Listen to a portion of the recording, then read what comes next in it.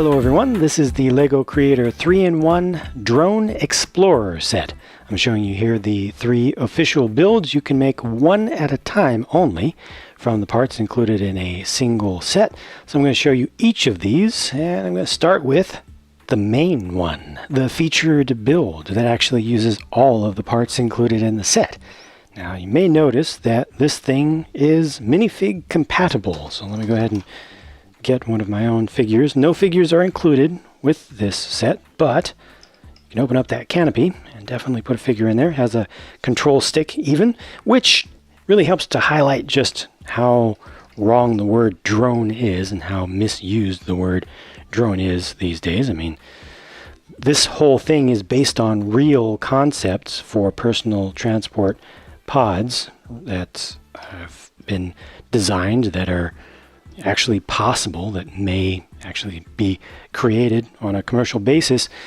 It's kind of an extension of the whole long-term dream of mankind to have flying cars. You know, at some point in the future, everyone will have a flying car, and it'll alleviate all problems of traffic and such. And you know, people have been dreaming about that, getting features in Popular Mechanics, Popular Science magazine since, I don't know what, 30s, 40s, something like that. This is just kind of the latest version of that dream. This is what inventors are actually considering and trying to make real. So LEGO has done a very nice thing here, combining kind of that spirit of innovation, that desire for freedom of mobility of humans, and the desire to fix problems with technological advances. All that is just kind of wrapped up into this one little set. And probably a lot of people won't be able to appreciate that, won't understand that. And I think that's okay.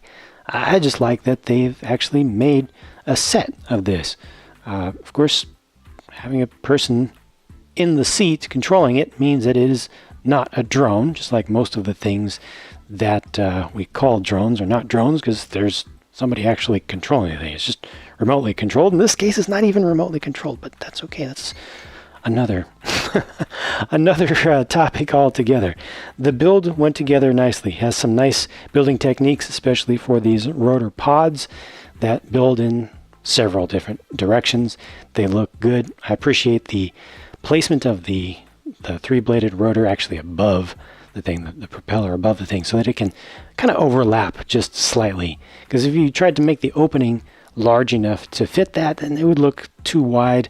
The edges would look too thick. This is just a really nice, I think, a really nice compromise on all those things. Let me go ahead and take this figure out since it's not included with the set. I think the set looks just fine without a figure, and it's great that the Creator line does have an increasing number of minifig compatible things, even if they're not perfectly scaled.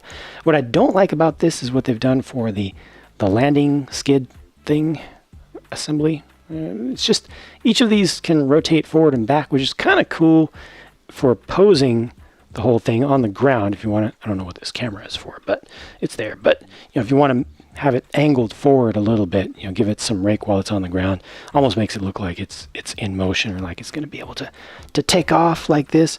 But each of these Exoforce drone, yeah, they actually were called drones because those were actually drones in that, but completely different thing. These arm pieces is able to rotate as well. So when you put it down on the ground, if you just try to get it flat, then these types of things start to happen, and that's really awkward.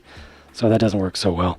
But you know, just try to get it roughly right, and then don't push down too hard when you place it on the ground. I prefer you know, multi-legged systems that allow you to just push down and get it nice and flat the way you want it. Each of the struts is the same length. They just did a little bit of offsetting here that works really well. Just a nice build, a nice looking thing. This will look great in LEGO Cities. I think it will look nice just on display, just by itself. You know, just on a shelf, on the edge of a cubicle. I think this appeals to kids and adults alike, and it's good. It has a certain amount of realism, a certain amount of near future kind of wonder. I don't know what that clip on the back is for. maybe put a minifig accessory there if you want. But I really like this, especially for the price, for the number of pieces. It's very nice. Here's an airboat, which uses kind of the same sort of arrangement for a single prop housing or shroud around the back. Similar proportions, similar building techniques back there, but just one, which works just fine, I think. Has the big light up on top you can angle up and down. You can spin the prop and it still has a compartment, a driver's compartment that is compatible with minifigs. You can put a figure in there. Just have to be careful with the hair. You might have to have them, leaning forward a bit. And I think, longer hair pieces won't work, but within reasonable limits, you can make it work with a figure, which is another really good thing. I think that obviously with so few pieces in a set, you're really limited in what you can do in total that can look nice. I think that given those limitations, this is a worthy alternate build. It looks like something. The building techniques are good, uses a fair number of the pieces, and it just kind of makes sense to me.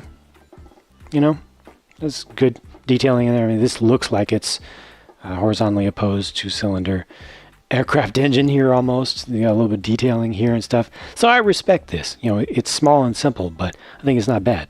And then last up is this aeroplane, which is even smaller and simpler still. Obviously is not going to hold on to a minifig, but you could probably adapt it to work with one just sitting on the back comically.